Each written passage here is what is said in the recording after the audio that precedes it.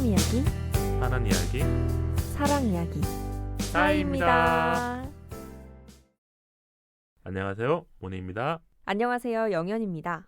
영현님, 여기 처음 오셨잖아요. 네. 청취자분들을 위해서 간단한 소개 한번 부탁드릴게요. 네, 안녕하세요. 저는 오늘 게스트로 참여한 영현입니다. 저는 지금 대학생이고요. 오늘 이렇게 게스트로 참여하게 돼서 너무 기쁩니다. 네, 반갑고요. 네. 그럼 혹시 좋아하는 일 있을까요? 좋아하는 일이요? 네. 저는 스포츠 경기 관람을 굉장히 좋아해요.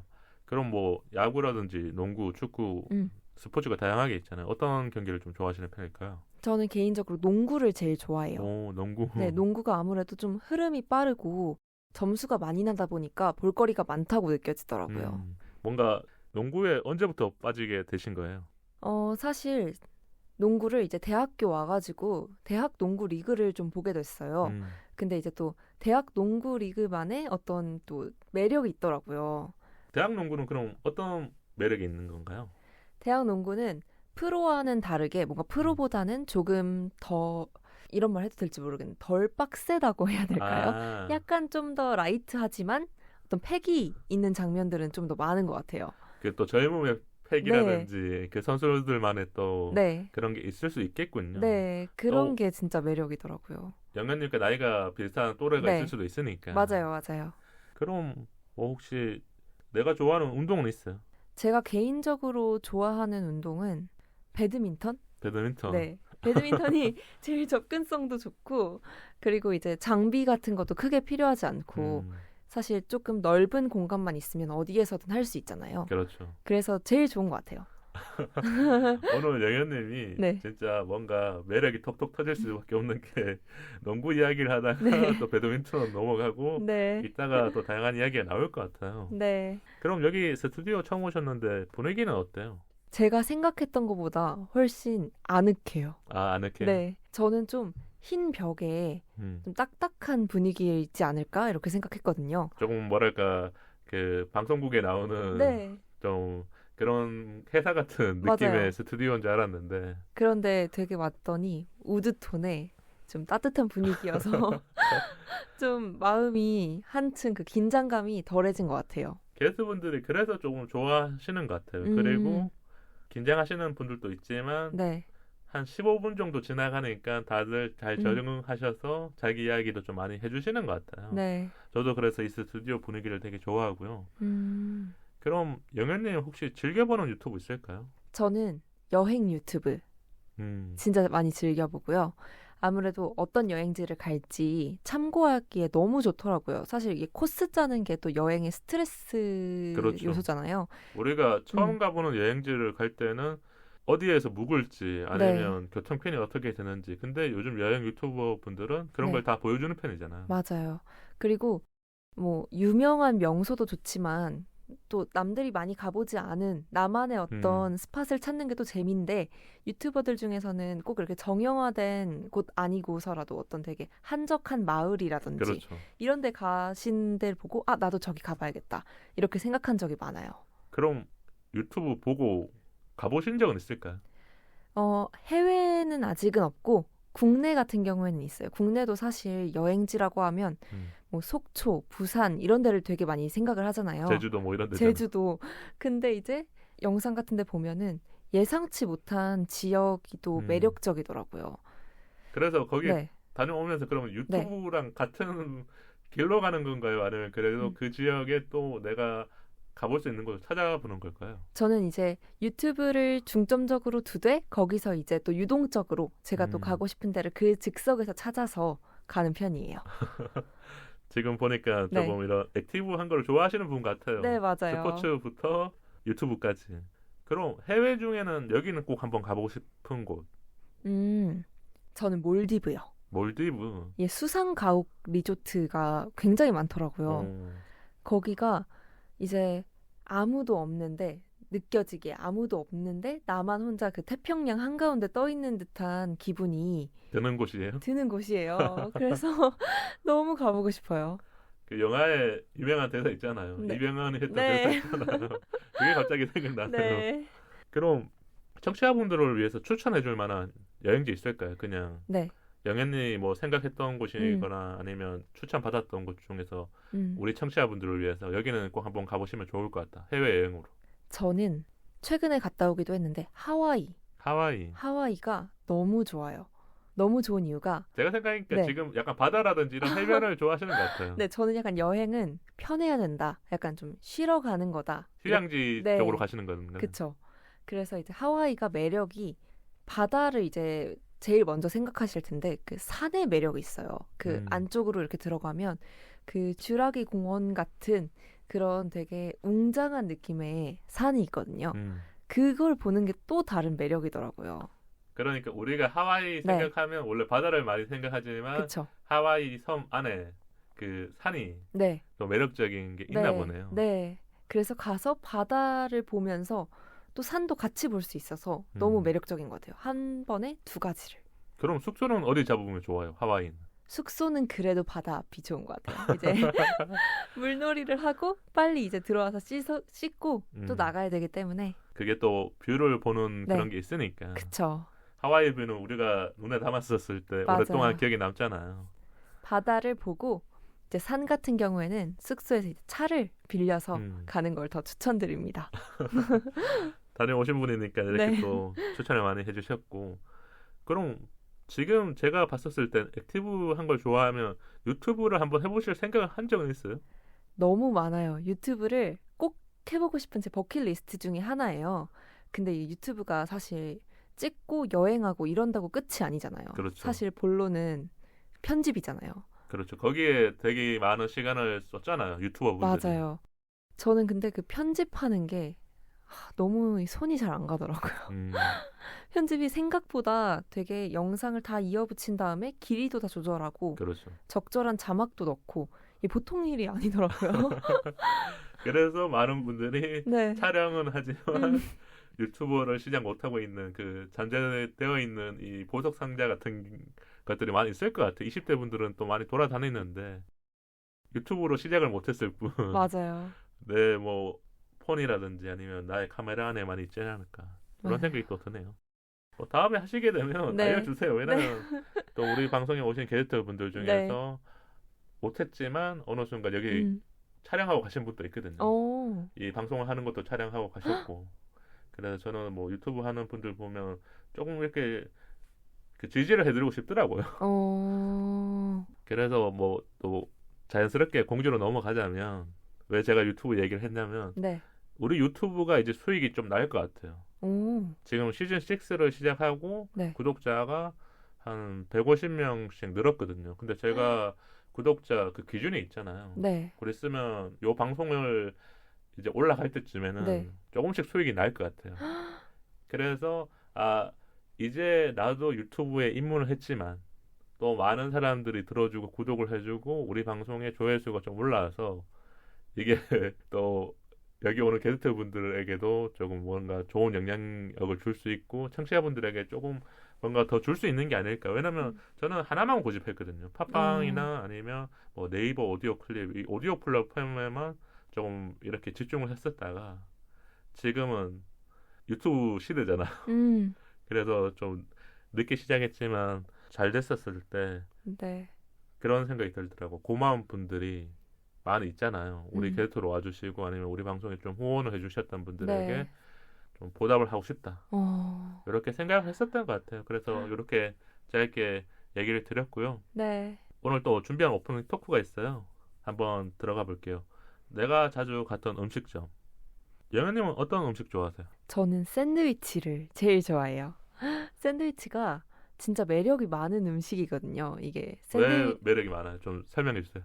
샌드위치가 일단 재료에 따라서 정말 수십 개, 수백 개의 레시피가 나올 수 있는 음식이고 그리고 그 재료를 각각 먹었을 때가 아니라 같이 먹었을 때 더 맛이 나는 거니까. 더 맛이 나니까 그 시너지 나는 그 느낌이 너무 좋아요. 저는. 그리고 이제 샌드위치와 함께 곁들여 먹는 음식도 이 샌드위치 덕분에 더 맛있게 느껴지는 느낌? 그러면 청취자분들 위해서 샌드위치와 곁들여 먹을 수 있는 음식 하나랑 음료도 하나 추천해 주세요. 뭐 커피 중에 이런 커피 아니면 뭐 요즘 과일 주스도 많이 있으니까 영애님이 나름 샌드위치 박사 그냥 편하게 한번 추천해 주세요. 일단 다들 아시겠지만 제가 가장 추천드리고 싶은 음식은 수프예요. 수프. 샌드위치가 빵이다 보니까 좀 퍽퍽할 수 있거든요. 근데 이제 수프를 딱 떠서 한 입 먹어주면 이제 그 퍽퍽한 느낌이 싹 없어지고 이제 다시 또 다음 한 입을 베어물 수 있는 힘이 되거든요. 그러니까 이 스프를 통해서 이 샌드위치를 밑으로 눌러주는 거네. 그렇죠. 그렇죠. 이제 샌드위치와 수프가 이제 서로를 도와서 더 맛있게 먹을 수 있게 해주더라고요. 부드러워질 것 같아요. 네. 지금 듣기만 해도. 저는 개인적으로는 단호박 스프나 감자 스프 제일 추천드립니다. 새 음식을 얘기하는 거니까 지금 네. 약간 신나게 얘기하시는 것 같고. 그럼 음료는 어떤 게 좋을까요? 음료는 또 베이직하게 가는 게 전 좋은 것 같아요. 아이스 아메리카노. 원래 제가 생각했었을 때는 아이스 아메리카노는 살짝 쓴맛이 나잖아요. 네. 근데 우리가 빵을 먹을 때는 샌드위치가 빵이잖아요. 네. 뭔가 단 걸 더 땡기는 게 아닌 건가요? 제가 그러니까 잘 모르니까 물어보는 거예요. 저는 사람마다 입맛은 다 다르겠지만 저 같은 경우에는 샌드위치가 워낙 다양한 맛을 내다 보니까 음료가 좀 심플했을 때 그게 더 매력적인 것 같아요. 그게 오히려 그러면 샌드위치의 본연의 맛을 찾아가는데 더 좋다는 얘기 그렇죠. 맞나요? 그렇죠. 이제 본론에 더 집중할 수 있게 해주는 음료. 네. 지금 방금 살짝 설득이 됐네요. 그럼 혹시 뭐 음식점, 지금 우리가 음식점 얘기를 해야 돼요. 음식에 대한 얘기를 하는 게 아니라 샌드위치 맛집 어디 있어요? 아니면 뭐 프랜차이즈 하나 정도는 공유해도 되는 게 우리가 PPL을 허용하고 있거든요. 뭐 있을까요? 저는 자신 있게 추천드립니다. 카페 마마스. 카페 마마스. 네. 이게 또 프랜차이즈고 유동 인구가 많은 쪽엔 있잖아요. 네. 그럼 거기서 추천해줄 만한 메뉴. 우선 저의 최애 파니니. 허니 까방베르 파니니 추천드리고요. 이름이 좀 길지만 네. 요거 바로 알 수 있을 것 같아요. 네. 그리고 파니니가 따뜻한 샌드위치거든요. 그게 또 되게 매력적이에요. 이게 빵은 따뜻한데 안에 속재료랑 같이 이렇게 딱 베어 물었을 때 매력이 진짜 짱이에요. 그리고 그 카페 마마스의 또 시그니처인 리코타 치즈 샐러드가 있어요. 그거는 이제 샐러드를 시키면 그날 이제 가게에서 만든 리코타 치즈랑 그다음에 치아바타가 같이 나오는데 이렇게 같이 삼합처럼 이렇게 해서 먹으면 너무 맛있어요. 어떻게 보면 그 치즈의 맛도 느끼면서 치아바타니까 뭔가 샌드위치 먹으러 갔다가 진짜 식사 한 끼를 제대로 한 기분 네. 이렇게 느낄 수 있겠군요. 네, 맞아요. 그럼 제가 진짜 궁금한 거 뭐 청취자분들도 궁금해할 것 같은데 왜 카페 마마스가 사람들한테 인기가 많은 걸까요? 그리고 왜 영현님의 원픽이 된 걸까요? 우선 신선한 재료 같아요. 당일 매장에서 만든 치즈, 뭐 그리고 빵도 제가 알기로는 매장에서 굽는다고 알고 있거든요. 그래서 우선 신선함이 느껴지는 게 가장 큰 매력인 것 같고 이거는 진짜 경험에서 나오는 거네. 왜냐하면 샌드위치를 좋아하다 보면 다양한 샌드위치 뭐 식당에 가보셨을 테니까. 네. 그리고 저는 곁들여서 주는 피클, 수제 피클이 너무 맛있어요. 그 카레가루가 약간 들어가서 약간 노란색인데 그래요? 네, 입맛도 돋구고 보기에도 좋고 따로 사본 적도 있을 정도로 좋아합니다. 제가 회사 근처에 있으니까 네. 꼭 한번 들려야겠죠. 네. 이거 한번 검증하러 가야 될 것 같은. 그리고 지금 듣는 청취자분들도 영현님의 말에 좀 설득이 될 것 같아요. 왜냐하면 진짜 디테일하게 또 설명을 해주셨으니까. 네. 그럼 혹시 학교 주변에 음식점 있을까요? 학교 주변에는 정말 많죠. 아무래도 대학생들이 끼니를 해결을 해야 되다 보니까 간편하게 또 해결하거나 아니면 수업 끝나고 먹는 것들이 있으니까. 네, 정말 많죠. 어떤 음식점 있을까요? 학교 주변에 유명한 곳도 있나요? 유명한 곳, 네, 있어요. 그 방송에도 나왔는데 밥이랑 같이 닭고기를 이렇게 얹어서 줘요. 근데 그게 방송에 나왔다고 해서 한번 가봤는데 맛있더라고요. 그러니까 맛집이 검증이 된 거군요. 그쵸. 왜냐면 또 대학교 앞에는 나름 상권이 있긴 하지만 거기서 잘 되려면 학생들의 입맛을 딱 사로잡아야 되고 왜냐면 직장인 입맛과 또 대학생 입맛이 다를 수도 있고 맞아요. 또 여대생의 입맛과 그 남자 대학생 입맛이 다르거든요. 맞아요. 그리고 제가 알기로 이 맛집이 백종원의 골목 식당에 나온 걸로 알고 있는데 솔루션을 받은 걸로 알고 있거든요. 그래서 조금 더 그게 됐나 보네요. 네, 더 믿음이 가요. 요즘 뭐 백사장님 많이 바쁘시던데 그 프로그램은 지금 안 하고 있잖아요. 네. 맞죠.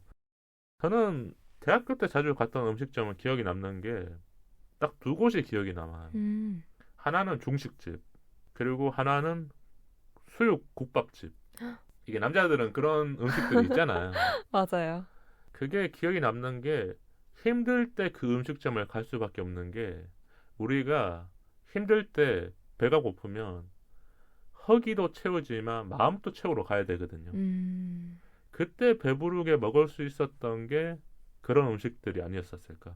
지금은 모르겠어요. 지금은 중식 가격이 너무 비싸졌는데 예전에는 대학교 가면 선배가 밥 사줄 때 크게 쏘면 그냥 학교 앞에 중식집 시키면 탕수육, 짜장면, 뭐 짬뽕밥, 뭐 잡채밥 그 외에 뭐 양장피까지는 대학생 때 안 먹으니까 그때 시켜 먹던 게 기억이 나서 그 학교 앞에 중식집에 진짜 저도 후배들 데리고 많이 갔었고 오.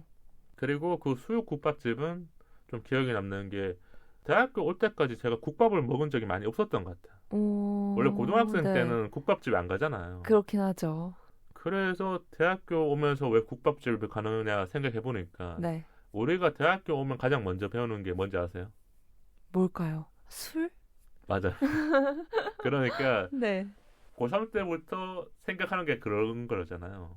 대학교 가면 그래도 이제 술 한번 마셔 봐야겠다. 그리고 진짜 요즘에는 좀 안 그럴 수 있을 것 같은데 제가 대학교 딱 생활 시작할 때는 선배들이나 이제 그 MT라든지 뭐 가면 항상 술 가득 그러니까 그 개짝 들고 와서 마실 정도로 먹을 때여서 술을 배우고 나서 아 해장을 해야겠다. 그랬을 때 가던 곳이 그 국밥집이었기 때문에 좀 기억이 남는 것 같아요. 그러니까 우리가 대학생활 하면 뭐 맛있는 집도 기억이 나지만 자주 갔던 곳 맞아요. 이렇게 기억이 남잖아요. 근데 신기한 게 그 음식점이 아직도 남아 있어요.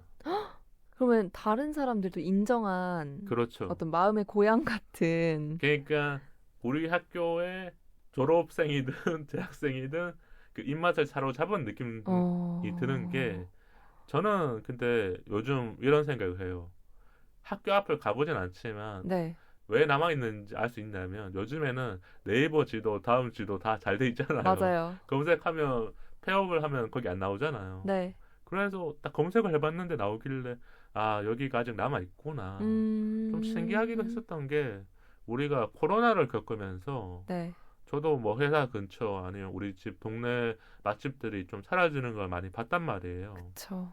그때 느꼈던 게 저는 조금은 이런 생각이 들었어요. 뭔가 사소한 즐거움을 잃었던 기분. 그 맛집이 이제 언제까지 운영을 하고 이제 문을 닫는다라는 걸 그래도 단골들을 위해서 이렇게 걸어 놓잖아요. 맞아요. 내가 맛집을 통해서 뭔가 그래도 위안을 얻고 있었구나. 우리가 살면서 가장 중요한 게 정서적 안정 같거든요. 네. 그래서 고향이라든지 집을 가면 그런 걸 느끼잖아요. 맞아요. 그게 잘 생각해 보니까 맛집이 아니었을까. 네, 진짜 맞는 것 같아요. 저도 맛집에 가서 왠지 허한 마음을 채웠던 경험이 여러 번 있거든요. 우리가 진짜 맛집을 찾아가는 이유가 그런 거잖아요. 네. 하루가 좀 따분하거나 뭔가 친구들이랑 가려다가 못 갔었을 때 거기에 혼밥을 하러 간다거나 아니면 지인들을 좀 데리고 가서 여기 한번 맛있는 집이니까 약간 이렇게 자랑하고 싶은. 맞아요. 그러면 영현님은 이 샌드위치 네. 맛집을 친구들이랑 데리고 갔을 거 아니에요. 네, 여러 번 갔어요. 어땠어요? 항상 친구들의 만족도가 따봉 이랬어요. 제가 너무 홍보를 열심히 한 탓인지 뭔가 제 기대보다는 약간 심심한 반응이긴 했는데 다들 맛있다고 하긴 했어요. 그러니까 확실히 친구들 입맛까지 사로잡았던 거군요. 그쵸. 그때는 기분이 어땠어요? 너무 뿌듯하고 제가 식당 사장님이 된 것처럼 더 막 이 메뉴도 더 자랑해주고 싶고. 그러면 영현님 지금 제가 들었었을 때는 뭔가 음식 블로거 같은 거 하고 있을 것 같은 느낌인데 안 하고 계세요? 음식 블로그를 따로 하진 않는데 이제 제가 따로 친한 친구들이랑만 같이 친구가 되어 있는 다른 인스타그램 계정이 있어요. 거기에 약간 이 맛집을 딱 저장시켜 놓고 그쵸. 있군요. 거기에 이제 추천글도 올리고. 곧 있으면 협찬 문의 들어오는 거 아니에요? 이것 좀 알려주세요. 근데 이런 게 있는 것 같아요. 제가 오늘 이 오프닝 토크를 준비한 게 자꾸 사라져가는 음식점들에 대한 그 단상, 뭐랄까 아까 살짝 얘기했던 것처럼 코로나가 지나가면서 문을 닫는 걸 보면서 저는 좀 마음이 뒤숭숭했던 것처럼 네. 청취자분들도 지금 매일 똑같은 곳을 지나가면서 직장인분들이라면 직장 근처에 있는 거기서 밥을 해결하실 테고 네. 대학생분들도 4년 동안은 거기서 해결하실 텐데 사라지고 또 생겨나고 이러면서 마음의 변화가 생기신 게 아닐까. 그럼 영현님은 맛집을 찾아가는 기준이 어떻게 돼요? 저는 상대에 따라 다른 것 같은데 상대랑 이제 꾸미고 만난다거나 친구랑 이제 사진을 찍으려고 만난다거나 데이트를 한다거나 이럴 때는 분위기 좋은 맛집을 찾게 되는 것 같고 저 혼자 이제 끼니를 때울 때는 맛이 어느 정도 있다는 가정하에 가성비를 보게 되는 것 같아요. 그게 어떻게 보면 우리가 가성비라는 거는 맛은 좋고 가격은 내려가고. 그쵸. 그러면 샌드위치 네. 적정 가격은 어느 정도 돼요? 제가 뭐 샌드위치를 자주 안 먹어봐서 그런데 네. 그냥 영현님이 생각하기에는 이 정도 가격이 그래도 대중들에게는 좋다. 요즘 워낙 비싼 샌드위치도 많이 있으니까. 제가 생각하기에는 샌드위치 한쪽에 한 6,000원? 이 정도면 그래도 괜찮지 않나. 우리가 잘 생각해보면 이 샌드위치는 속재료가 되게 중요할 것 같긴 해요. 네. 어떤 분들은 채식주의여서 조금 이런 샐러드라든지 뭐 과일 정도만 들어가 있는 걸 좋아하지만 네. 또 어떤 분들은 여기 뭐 햄이라든지 아니면 요즘 뭐 치킨이나 해물 종류 이런 것도 많이 들어가니까 네. 요거는 뭐 청취자분들이 각자 판단해서 좀 가성비 있는 맛집을 찾아주시면 좋지 않을까. 네. 이렇게 또 생각이 드네요. 영현님이랑 이렇게 재밌게 얘기를 나눴는데 또 청취자분들이 기다리는 사연으로 한번 들어가 보도록 하겠습니다. 오늘 또 좋은 날 되세요.